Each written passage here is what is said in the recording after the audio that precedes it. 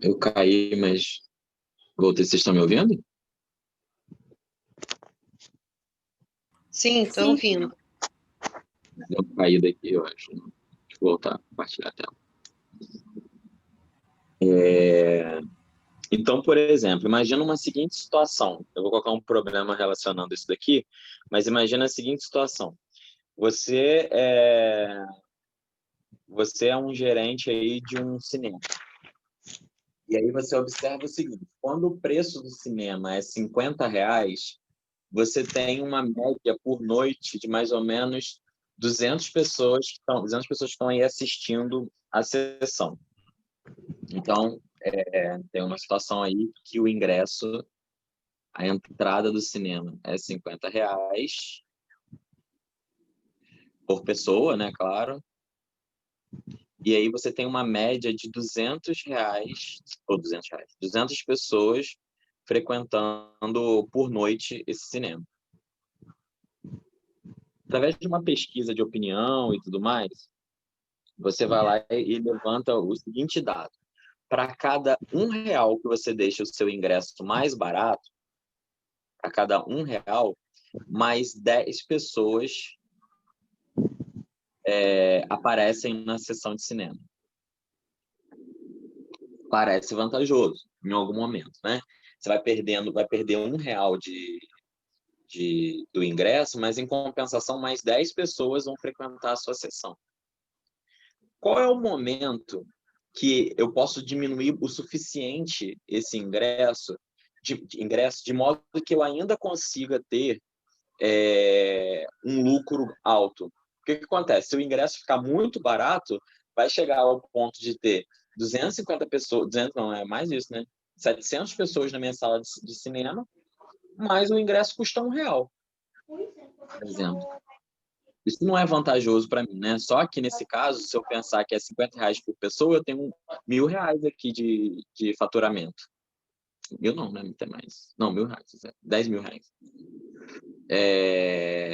Então, qual é o momento exato que eu tenho ali de equilibrar esse preço, de colocar esse preço daí no lugar certinho, que vai me gerar o lucro máximo dessa situação? Essa é um exemplo do que a gente está falando, do que eu estou dizendo para vocês, ser um problema de otimização, né? E é um problema que é de fato recorrente. Eu estou tentando procurar aqui, eu não achei ainda. Eu tinha deixado separado, mas aí quando eu fechei o celular, saiu um exercício que dá melhor para mostrar, porque eu tenho medo esse exemplo vir da minha cabeça. Eu tenho só um receio de não dar certo, sabe? As contas. Deixa eu dar uma olhadinha aqui se eu tenho outro lugar.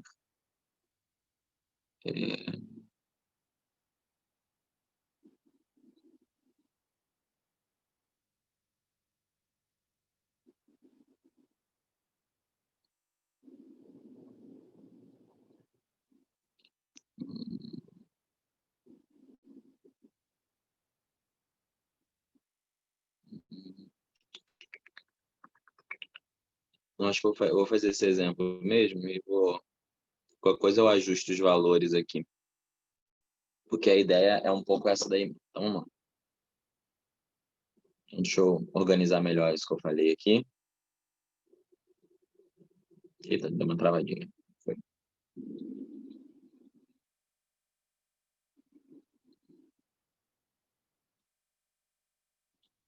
Então, função quadrática.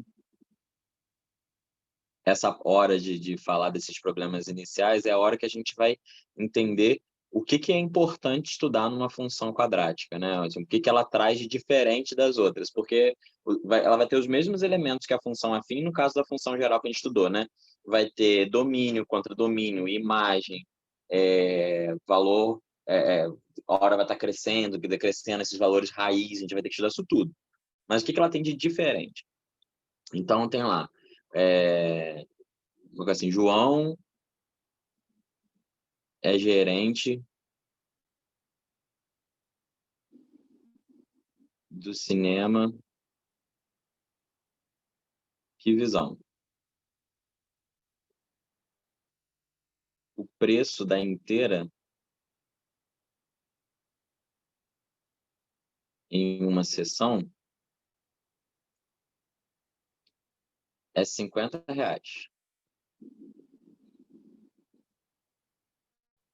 Com esse preço, a gente observa que... Não, João, né, que é o dono do negócio aí. João a presença de 100, vou colocar 100 para ficar mais fácil, pontinho aqui, pessoas por sessão. Pensar em uma sala de cinema bem grande, né? Sem nenhum problema de quantidade de pessoas, só para a gente ilustrar a situação aqui. Então, em uma pesquisa, o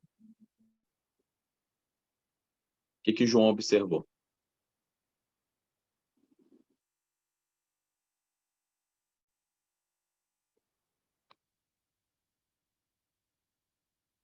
Que para cada R$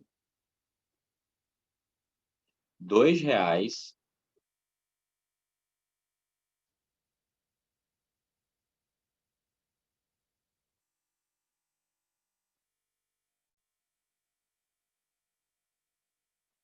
diminui isso do preço, vou mudar um pouquinho o que eu tinha falado, mais 20, vai ficar mais 10 pessoas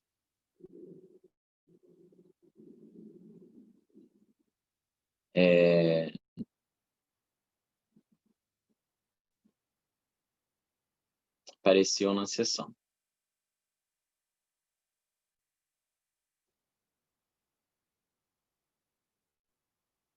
A pergunta é: como calcular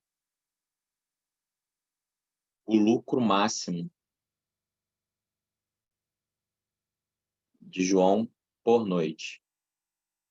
Vou nem falar lucro, porque lucro leva em consideração que ele vai ter que pagar, tirar o que ele não consumiu, né? Quer dizer, o gasto dele, ele vai ter que subtrair. A gente não sabe qual é o gasto de João aqui, qual é o faturamento, que é quanto que ele está ganhando por noite. Então, vamos pensar em situações aí. Qual é a situação 1? A situação 1 é a situação inicial.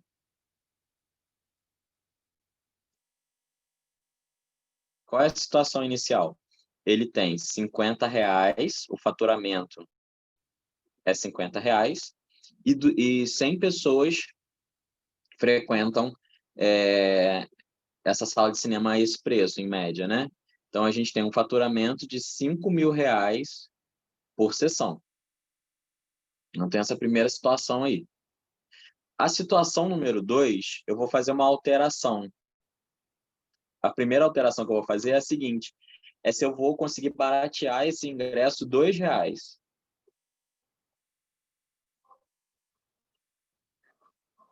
Então, se o ingresso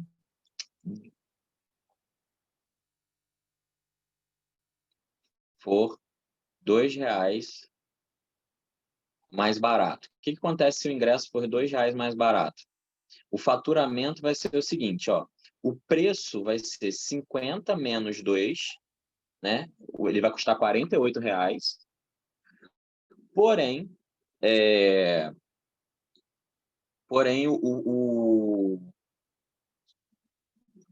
a quantidade de pessoas vai aumentar 10. Então, vai ser 100 mais 10. O que acontece aqui? O ingresso custa 48 e eu vou ter 110 pessoas. Vou pegar uma calculadorazinha só para fazer essa conta rápida. Se eu penso 48 vezes 110, esse valor, olha aqui, ó, dá R$ 5.280. O que isso está me dizendo? Isso aqui está me dizendo que, apesar de eu ter reduzido o preço do ingresso, a quantidade de pessoas que veio a mais fez com que valesse a pena essa redução, né? Então, isso eu posso reduzir mais ainda? Então, vamos pensar na redução. Se eu reduzir mais ainda um pouco, Situação 3. Se o ingresso for R$ 4 mais barato. O que vai acontecer com o faturamento? Ó, o faturamento vai ser 50 menos 4. E se eu tirar 2 vezes 2, né? Esse daqui, ó, o ingresso que eu estou tirando, é 2 vezes R$ 2. Né? Aqui que está aparecendo é menos 2 vezes 2. Se eu tirar menos 2 vezes 2, significa que a quantidade de pessoas que vai vir mais é 20. Né? 10 pessoas a mais para cada R$ 2 que eu tirar do ingresso. Então, aqui, ó, soma 2 vezes 10. Então, o que está acontecendo? O meu ingresso passa a custar R$ 46, mas daí eu consigo que venha 120 pessoas. E aí, 120 vezes 46 dá 5.520 reais. Tá vendo? Eu perdi, teoricamente, eu estou deixando o ingresso R$ 4 mais barato, porém o que importa é meu faturamento, né? O quanto que eu vou ganhar no final das contas. Porque aí a sala de sessão, a sala de cinema lá vai estar com aquele mesmo esquema, né? A tela vai estar funcionando, o ar-condicionado vai estar funcionando, o som, o operador lá da máquina, o cara da faxina, vai estar todo mundo trabalhando da mesma maneira. Né? Só que agora eu estou servindo mais gente e por isso eu consigo ganhar mais dinheiro. Agora, então, assim, isso é sempre, eu posso diminuir a quantidade do ingresso que eu quiser aí que vai dar certo? É isso que eu queria dar uma olhadinha aqui. Deixa eu fazer uma conta rapidinho aqui para eu ver se já na situação 3, na 4 aqui, eu vou fazendo esse processo, tá? Então, agora eu vou diminuir mais meu ingresso ainda. Vou diminuir R$ 4, agora eu vou diminuir R$ 6. Então, se for R$ 6 mais barato. Se for R$ 6 mais barato, esse faturamento vai ser 50 menos 6, e a quantidade de pessoas que vai aparecer são 30. Lembra que para cada R$ 2 que eu tiro, mais 10 pessoas vêm, né? Então, ó, esse 6 aqui é 2 vezes 3, esse 30 aqui é o 10 vezes 3. Então, se o ingresso for R$ 44, eu vou ter 130 pessoas, eu tenho R$ 5.720 de faturamento. Tá vendo? Tá subindo, tá subindo. Agora, a minha ideia é a seguinte, deixa eu dar uma olhada aqui. Vai sempre subir, então, quer dizer, eu posso ir aumentando esse valor o tanto que eu quiser, que não vai ter problema, né? Como é que seria essa sequência aqui? Deixa eu virar a folha.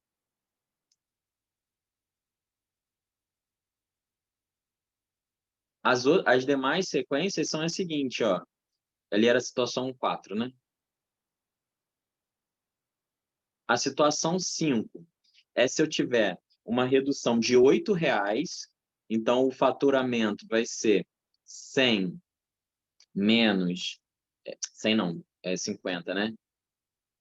É 50 menos 8, e aí eu vou acrescentar mais 40 pessoas. E aí, 50 menos 8 dá 42 vezes 140. 42 vezes 140, vou colocar o de novo, dá 5.880, esse valor subiu. Depois, se eu fizer, então, menos R$ 10, tá promissor, né? Porque tá bom para o cliente e para o cara. Então, ó, vai ser 100 mais 50 pessoas, então vai ser 40 vezes 150. 40 vezes 150. Tem um faturamento de 6.000, quer dizer, o cara estava cobrando muito à toa. Se eu tirar R$ 12 do negócio eu vou ter mais 60 pessoas, e aí eu vou ter 50 menos 12 dá 38, né? Vezes 160, eu tenho 6.080, ainda, tá vendo? Melhorou o preço ainda. E por último, eu acho que agora já vai dar uma curvinha aqui que eu queria. Ó, se eu tiro R$ 14 desse meu ingresso, 50 menos 14 dá 36. Aí 36 vezes os 170 reais que dá, e não subiu ainda, 6.120. Aqui, ó, se eu faço menos R$ 16, 50 menos 16 vai dar 34, e aí 34 vezes 180 dá R$ 6.120 de novo. Então você vê que cheguei na situação que eu queria. Para as duas situações finais ali, eu tenho o mesmo preço. Então, para mim, tanto faz eu reduzir R$ 14, pensando em faturamento, né? Tanto faz eu reduzir R$ 14 ou se eu reduzir R$ 16. Você sendo dono de um cinema, você pode pensar que quanto mais pessoas estiverem no seu cinema, é melhor, né? Porque tem a ideia também do consumo e tudo mais. Mas observa que aqui, ó, vou fazer a última situação, que é a situação 10, é se eu chegar aqui com esse valor e eu reduzir R$ 18. E aqui eu vou ganhar mais 90 pessoas no meu cinema. Tem um lance da capacidade também, né, que a gente tem que levar em consideração. 50 menos 18 dá 32. 32 vezes 190 dá 6.080. O preço volta ele passa a diminuir. Então, até aqui, a moral da história é a seguinte, ó, até esse ponto aqui, o valor, esse processo que eu estou fazendo de descoberta, o valor é crescente. Chega em algum momento aqui que ele para de crescer e depois ele volta a decrescer. Ele começa a decrescer. Decrescente, tá vendo? Aqui em todas essas situações, olha, 5.000 que eu ia ganhar, 5.280, 5.520, 5.720. Esses valores eles estão aumentando, mas chega uma hora que eu tenho que a gente chama na temática de um ponto de inflexão, que é a hora que ele muda, ele troca, né? Ele está crescendo, crescendo, crescendo, ele para de crescer, ele chega num patamar, num valor máximo dele, e ele começa a decrescer. Esse que é a moral da história da nossa função quadrática aí. O que eu fiz foi mais ou menos assim, ó. Tem a situação 1, situação 2, situação 3, e assim vai indo. Até que chegou aqui, ó, na situação 7, situação 8, a 9 está aqui e a 10 está na mesma altura do que a 7. Então, algo me diz que existe um valor entre 8 e 9 que eu consigo obter o faturamento máximo que eu gostaria.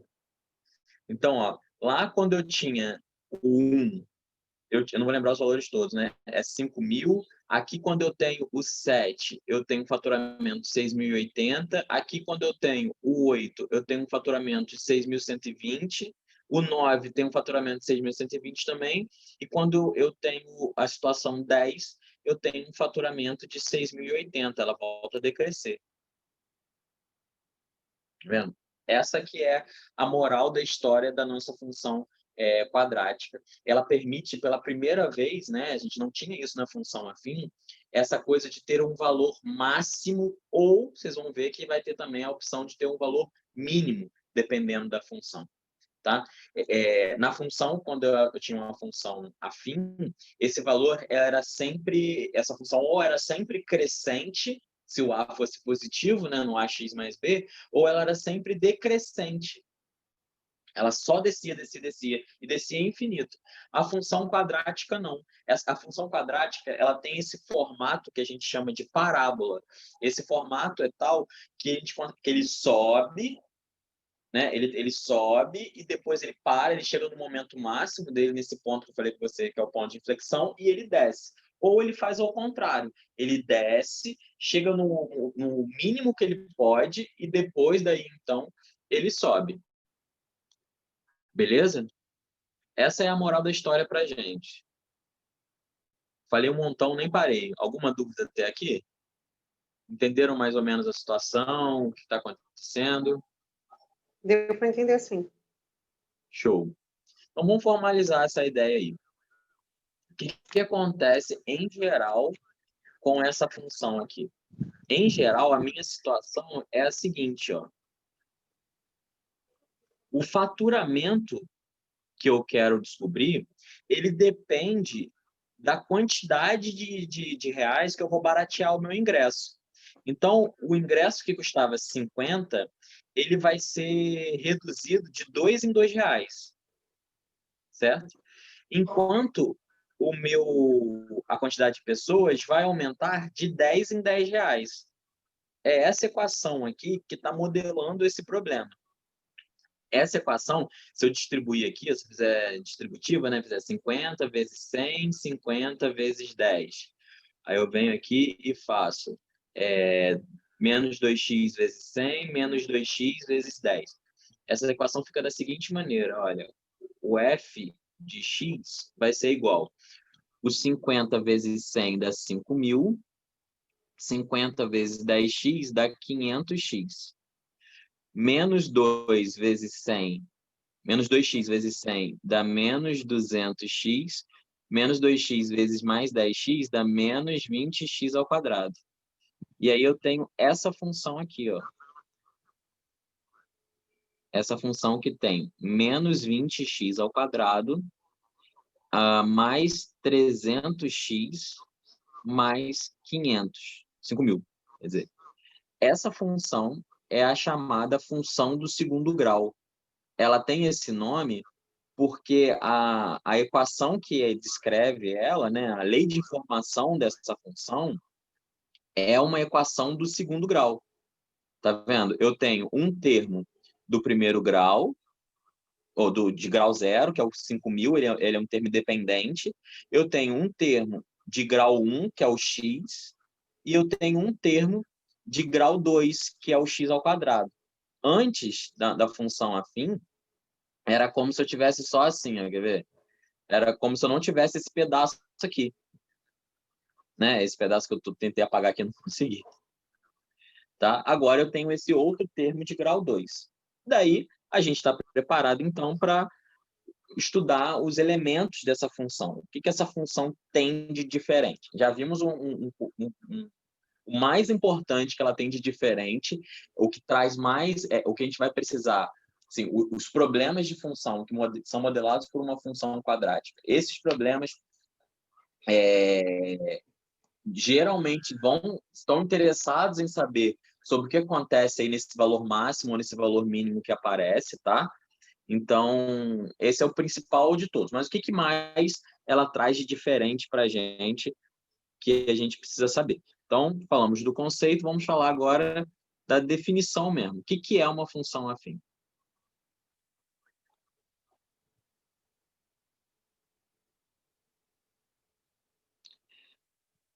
E a definição é a seguinte: uma função quadrática ou do segundo grau, falei afim, né, agora há pouco, tô com afim na cabeça ainda. Uma função quadrática ou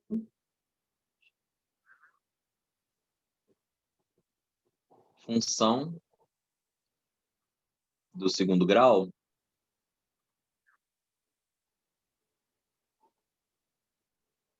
é uma função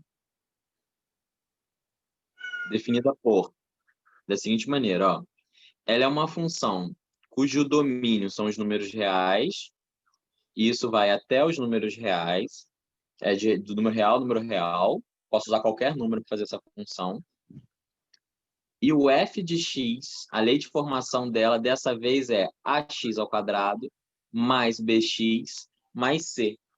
E eu preciso que esse azinho seja diferente de zero. Por que eu preciso que esse a seja diferente de zero?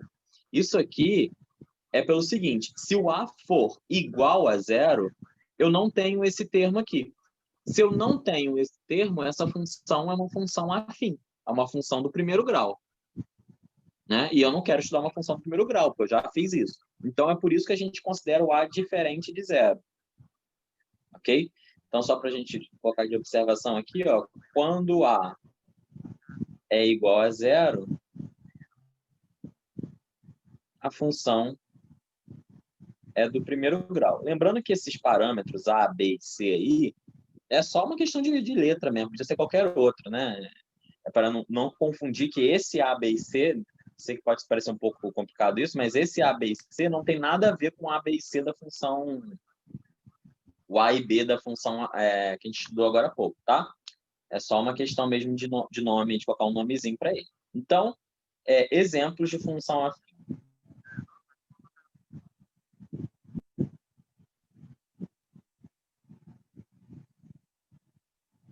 Deixa eu colocar o 3 para quando não dá espaço.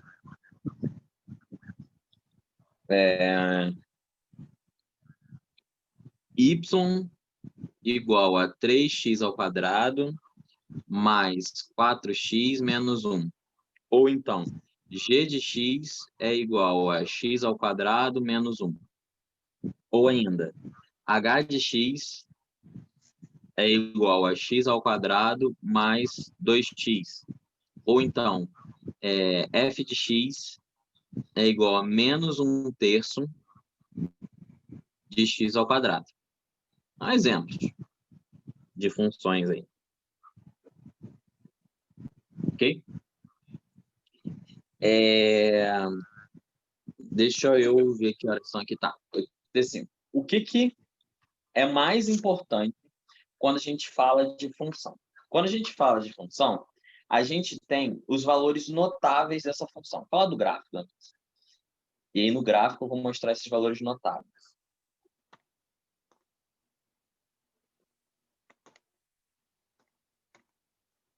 O gráfico dessa função é chamado de parábola.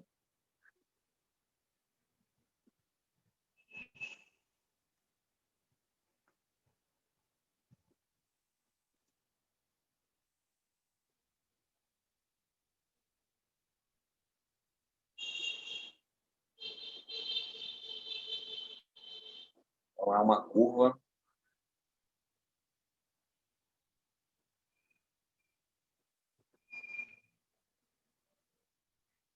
A parábola, ela tem o que a gente chama de concavidade. O que é a concavidade de uma parábola? Justamente, é como se fosse, ela tivesse um sorrisinho, né, que a galera costuma falar. Deixa eu abrir o GeoGebra aqui. E aí esse sorrisinho pode estar para cima ou para baixo. Então, eu vou colocar aquela forma geral da parábola aqui para a gente estudar e observar como é que é o gráfico dessa função. Ó. Então, eu vou fazer igual que eu fiz na função afim. Ax² mais bx mais c. Quando eu coloco assim, letra, ele vai escrever 3 parâmetros aqui, tá vendo? O A, o B e o C. Como é que a gente fez lá mesmo? Isso daqui que é a tal da parábola, tá vendo? É essa curva, ela quando eu chegar um pouco aqui para cima, ela vai dar uma ideia, não sei se vai parecer, não, até que não, porque está com as linhas ali bem definidas. Se você observar, ela fica, cada vez que eu subo, ela fica mais aberta. Ela nunca fica vertical o suficiente, tá? Ela vai se abrindo a parábola. Ela não é como se fosse a letra U. Não, ela é mais parecida, é uma mistura do U com V. Ela tem o biquinho lá de baixo dela, é parecido com o U, mas a abertura dela é mais parecida com o V, que vai se abrindo quanto mais para cima, tá? Mais afastado ficam as perninhas da parábola, tá? Essa parábola, ela, como eu disse para você, tem uma concavidade, é como se fosse uma colher aqui, né? A gente diz que essa concavidade está voltada para cima, tá vendo? A aberturinha da parábola está voltada para cima. Isso depende desse valor de A. esse valor do A aqui, ó, desse parâmetro A, que é justamente quem está do lado do x ao quadrado, ele vai alterar como é a concavidade dessa parábola. Quanto maior for o valor de A, mais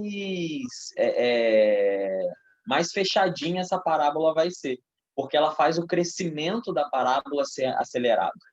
Então, ela cresce mais rápido do que cresceria se fosse com A igual a 1. Tá vendo? Quando eu modifico o A e eu estou aumentando, colocando o A positivo, ela vai ficando fechadinha. Esse crescimento é acentuado. Em menos tempo, olha para o eixo X, em menos tempo, com um pedaço de X menor, eu consigo fazer essa parábola atingir valores maiores. Quando eu tenho A igual a zero, será que eu vou colocar aqui certinho zero? Consegui. Quando eu tenho A igual a zero, olha o gráfico que é. O gráfico é uma reta da função afim. Por isso que eu falei que não é interessante estudar quando A é igual a zero. Agora, quando A é negativo, esse gráfico, a parábola fica girada para baixo. Essa boquinha da parábola, a concavidade dela, está voltada para baixo. Tá vendo? Ela está apontando aqui. Tudo que é feito para cima, agora ela faz para baixo. E aí o mesmo rolê. Quanto menor for esse valor de A, mais acentuado é essa concavidade, ou seja, ela fica mais exprimida ali, né? Em menos tempo, ela se desenvolve mais, esse gráfico. Ok? Então, para falar de gráfico, esse gráfico, o A, ele altera essa concavidade. O B, eu vou deixar para daqui a pouco. Ele é mais complexo um pouquinho. Mas o C, ele tem um papel fundamental, né? Todos são fundamentais, mas ele tem um papel muito parecido com o que tinha o termo independente também da função afim, né? Que era onde ele cruza o eixo X. É o primeiro ponto da gente aqui que é muito importante. Eu vou marcar ele aqui já. Ó. É esse ponto aqui de interseção da parábola com o meu eixo Y.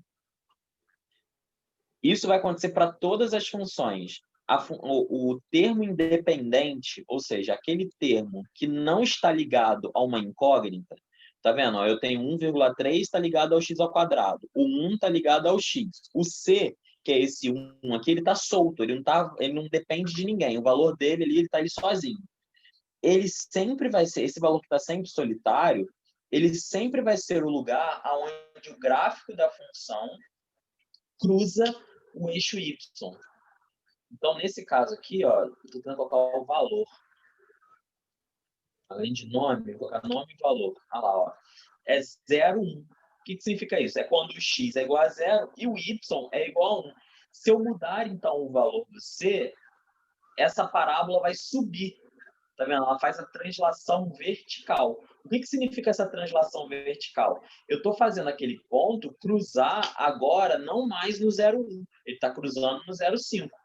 E se eu diminuo esse valor, a parábola vai vir descendo de modo que, por exemplo, desceu a menos 1,3. O gráfico cruzou o eixo Y no menos 1,3. E assim vai, sucessivamente. Tá vendo? Vai descendo, ele vai descer até o menos 5, e pela programação aqui do computador, ele vai subir até o 5 agora. Ele vai ficar oscilando entre o menos 5 e o 5. Beleza? Então, é isso que o C faz. O que vocês estão fazendo lá atrás, hein? O que acontece aqui com a gente? Só olhando para esse gráfico, dessa maneira, usando esses dois parâmetros, eu já consigo observar o seguinte. Vou colocar o A igual a 1 aqui só por simplicidade, tá? Eu já consigo observar que tem hora que a minha parábola tem raiz. Tá vendo? Esse daqui é um momento onde a parábola está com a raiz. Deixa eu fazer a interseção aqui. Interseção entre a parábola. São esses dois pontos aqui, ó, tá vendo? Esse pontinho B, que eu vou renomear ele aqui, vou chamar ele de X1, que é o nome que a gente dá normalmente para a raiz. E tem esse outro ponto aqui, que eu vou chamar de X2, que é a segunda raiz. Então, nesse exemplo de parábola que eu estou te dando, Esse exemplo, ele tem duas raízes aqui. Esses dois. Além desse outro ponto C, que é importante também, como eu disse para você, que ele Jana, a gata denuncia fugindo. justamente esse valor aqui desse C. Então, os dois são importantes. Só que o que acontece? A parábola nem sempre tem raiz. Eu posso dar uma modificada aqui nesse valor de C, de modo que ela fique, olha, voando. Ter um momento aqui que ela vai encostar em um único pontinho só. Eu não vou acertar aqui fazendo isso, né? Mas ó, não sei se vocês conseguem observar essa ideia de que se eu diminuir um pouquinho só esse valor de C, pode ser que eu encontre o momento onde que essa função vai bater em um único pontinho ali no gráfico, mas se eu olhar agora, olha, a minha função f, ela está voando em relação ao x. O que significa ela está voando dessa maneira? Significa que essa função ela não tem raiz real. O que significa não ter raiz real? Não existe um valor de x que eu substitua ali naquele f, na f de x, né, que gere um valor de y igual a zero. Qualquer valor de x que eu pegar, o y vai ser positivo, sempre. Então, tem um momento onde eu tenho nenhuma raiz, tem um momento onde eu tenho uma raiz só, que é quando exatamente encosta em um único pontinho esse eixo, e tem um momento onde eu tenho duas raízes. Isso tanto para o A positivo quanto para o A negativo. Olha o que está acontecendo aqui com o meu A negativo. Agora ela é como se tivesse o X fosse a linha do mar e ela estivesse no fundo do mar. Mas se eu aumento esse valor de C, vai chegar uma hora que ela vai quase encostar ali, ela vai exatamente encostar em um único pontinho, até que ela passe a encostar em dois pontos. Então, vem uma coisa diferente também do que a gente tinha quando eu falava de função afim. Quando eu falava de função afim, a gente sempre tinha uma raiz. Toda função tinha exatamente uma raiz. De noite, era para vocês terem Quando eu falo da função quadrática, a função quadrática ela pode ter duas raízes, ela pode ter uma única raiz, ou ela pode ter raiz nenhuma. Ok? Porém, o que toda função afim tem... Deixa eu ver se eu consigo programar isso aqui.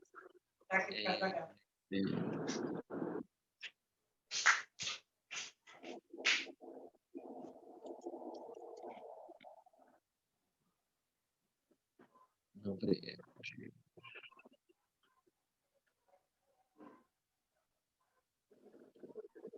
O que toda função tem é esse pontinho que eu marquei aqui novo, que é o chamado de vértice. Ele é o biquinho da parábola.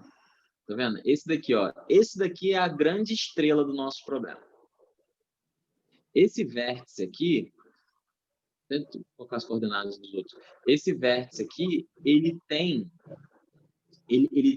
na verdade, ele faz o valor máximo ou o valor mínimo dessa minha parábola. Olha o que está acontecendo com os valores de y, ó.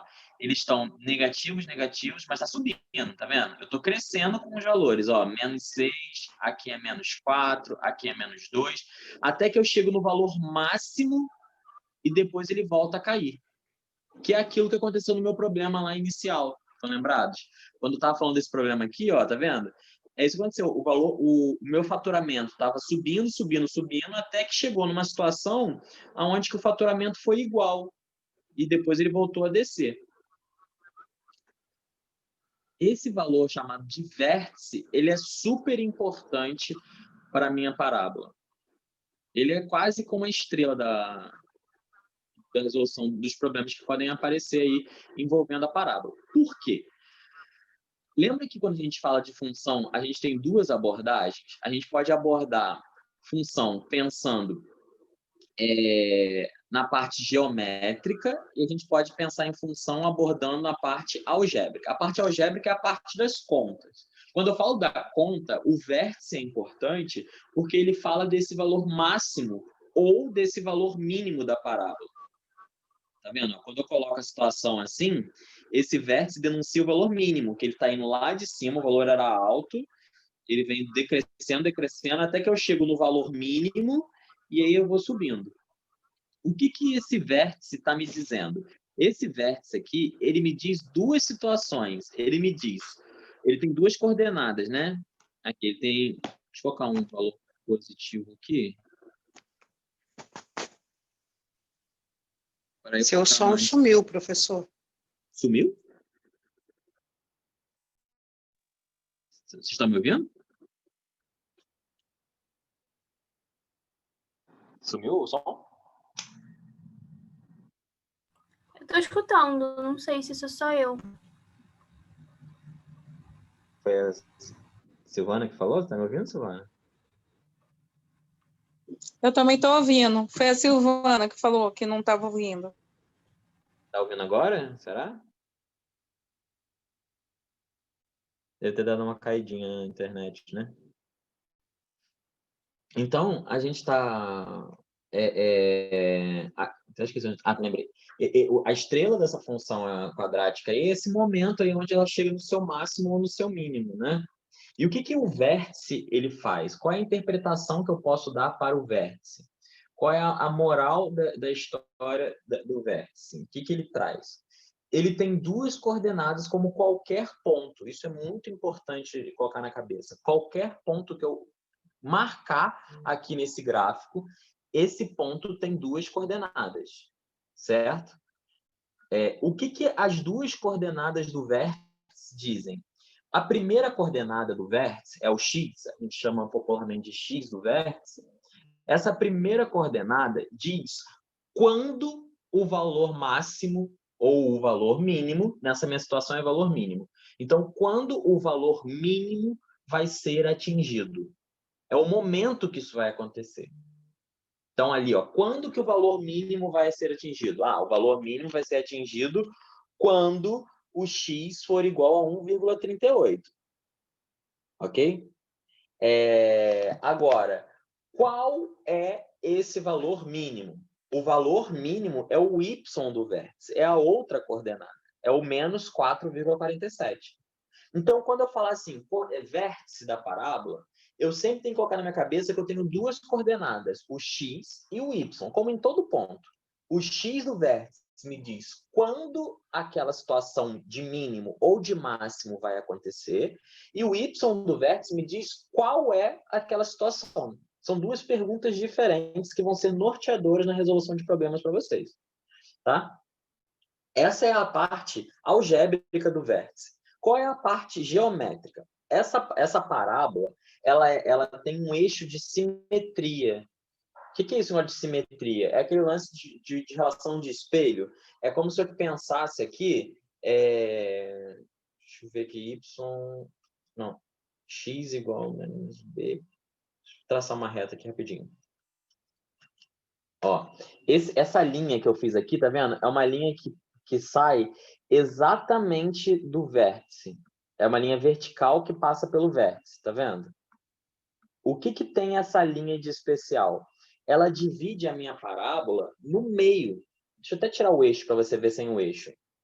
Tá vendo? Ela divide a parábola exatamente no meio. O que acontece de importante nesse momento que ela divide a parábola exatamente no meio? A gente já viu ali, no exemplo anterior. É justamente saber que a situação 8 é a mesma que a situação 9.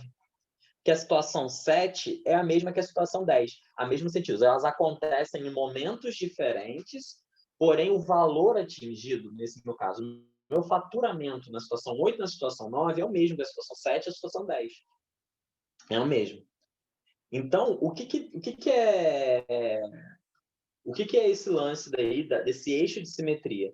É dizer o seguinte, ó, se eu marco um ponto aqui, qualquer na minha parábola, esse pontinho aqui, se eu traçar uma reta que horizontal, deixa eu voltar aqui com o eixo, só para eu conseguir fazer. Se eu voltar aqui, se eu fizer aqui uma reta, deixa eu ver, reta paralela, que passa aqui, paralelo, eixo, pronto. Se eu faço essa reta aqui, ó, esse outro pontinho que cai aqui do outro lado, ele é o espelho do A. Tá vendo? Esses dois pontos, eles têm o mesmo valor. Se eu Aqui eu consigo arrastar, será? Sim, eu consigo arrastar sempre, ó. Se eu pensar em valor dele, ó, o valor desse pontinho é 4,98 e o valor desse daqui tem que ser 4,98 também. Se não for, alguma coisa aconteceu de errado. Ah lá, 4,98 também. Então, o vértice da parábola, ele traz essa ideia de simetria. E se eu subir esse valor, vai continuar isso, ó.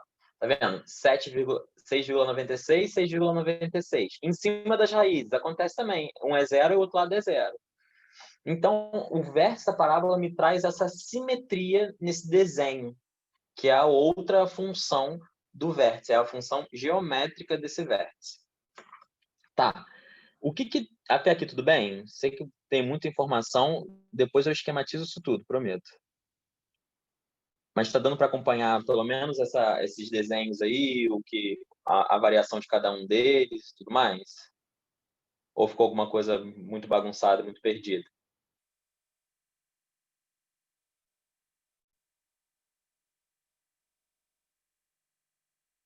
A coisa fala, hein, gente? Eu saio falando que nem não paro de falar aqui. O que o B daí então faz? Eu não falei do coeficiente B, porque ele é um movimento um pouquinho artificial. Eu vou colocar a parábola, não entendeu muito? Você quer fazer alguma pergunta, Rosiane? Para eu tentar explicar de novo, porque de repente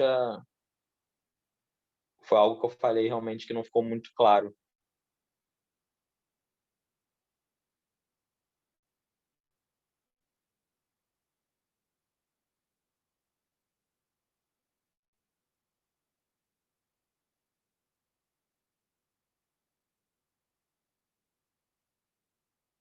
Tá, ó. Basicamente aqui, o que vocês precisam saber é o seguinte. Eu tenho a funçãozinha aqui, f, olha, nesse cantinho aqui, tá vendo? Ó, x² menos 1,9x menos 0,3x. É o seguinte, isso daqui eu estou usando como base essa função aqui, ó, quer ver? F de x igual... F de x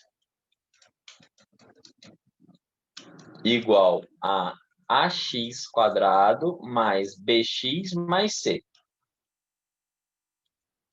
Tá? É aquela lei de formação que eu disse. O que eu estou fazendo é alterar os valores de A e de B e tudo mais. O valor do A, que é o valor que acompanha o x², ele vai alterar essa minha função na sua concavidade. O que significa isso? Ele vai fazer essa concavidade, tá vendo o movimento aí dela? Ficar mais fechadinha se o A for muito grande. Se o A ficar próximo de zero, ela vai abrindo essa concavidade. Olha lá, o valor está diminuindo agora. Tá vendo aqui o movimento que está fazendo? O A, e olha o gráfico. As perninhas da parábola estão abrindo. Tá vendo? Até que quando o A fica negativo, a concavidade inverte, ela fica voltada para baixo.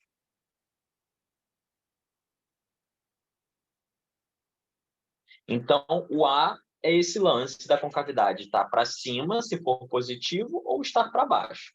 Então, aqui eu tenho A negativo com cavidade para baixo, A positivo com cavidade para cima. Tem gente que gosta de lembrar assim, se o A é positivo, tá um sorrisinho para cima. Se o A é negativo, a carinha tá tristinha para baixo, um sorrisinho para baixo. O C, esse ponto C, é onde ele cruza aqui, ó. Tá vendo? Ele está cruzando no ponto 1,6, porque o C é 1,6. Se eu coloco o C igual a 5, vou dar uma travadinha aqui.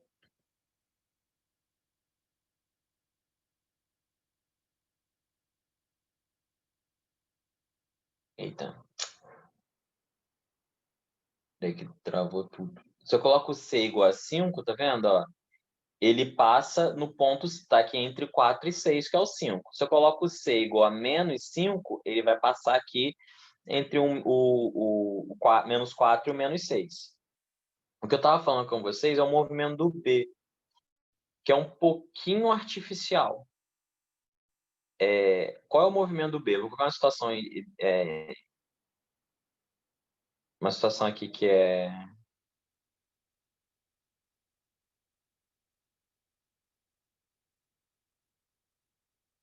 a padrão, que é a seguinte, ó. É C igual a 0 e o A igual a 1.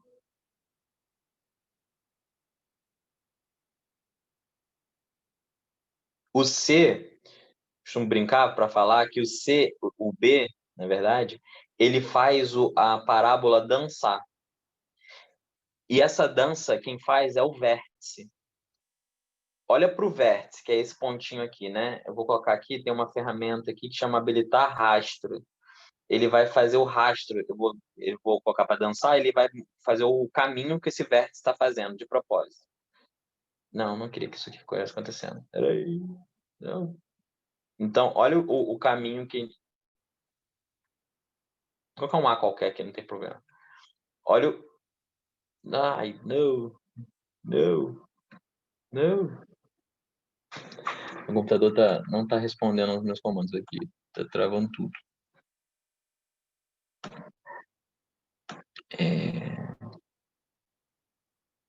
KB igual a 0.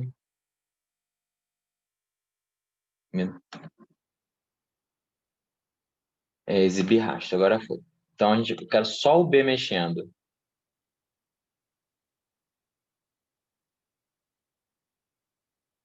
É que tá tão travando que não dá dando para ver um movimento grande, né?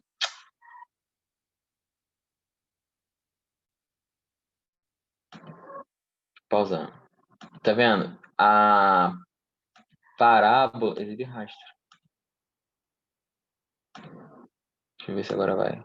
Opa, agora foi, ó. Deu tudo certinho.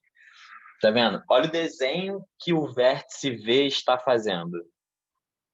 Tá vendo? Como se tivesse um lápis ali no V, e aí eu tô variando o B, que é o coeficiente do BX ali.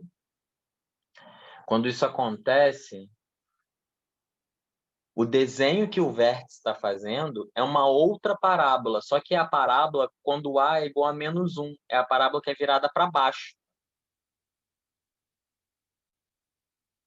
Tá vendo? Deixa eu parar aqui essa dancinha e colocar ele lá no 0 de novo, você vê. Tá vendo? Consegue observar que a parábola que o vértice fez, o vermelho, é a de cima, a pretinha virada para baixo? É isso que o B faz. Ele faz o vértice dançar para construir essa parábola. Deu 7 horas, mas não precisam se preocupar que isso daqui foi um passadão no gráfico da função quadrática. No próximo encontro da gente, eu vou explicar cada uma desses elementos separadamente. Então, a gente vai falar sobre as raízes dessa função, a gente vai estudar tudo sobre raízes. Depois, a gente vai falar do vértice, a gente vai estudar tudo sobre o vértice. Tudo separadinho. E aí eu trago alguns exemplos com número, que eu acho que é sempre mais fácil da gente visualizar o que está acontecendo. Tá bem? Mas foi só uma passada geral para vocês reconhecerem esse desenho da próxima vez, quando a gente precisar falar dele. Beleza?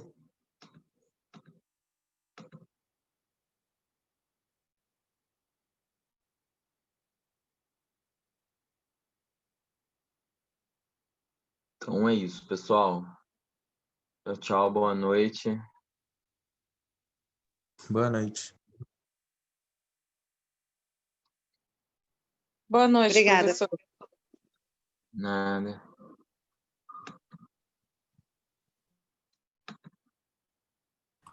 Boa noite, Matheus. Boa noite. Você passa para mim o host depois? Só para não cair nessa Passei live. aqui agora. Tá ótimo, obrigada. Vou te Nada, passar tchau, aqui, tchau. né? Beleza. Boa noite, galera. Dá 2 minutos para vocês beberem uma água, lavarem o rosto. 2 minutinhos.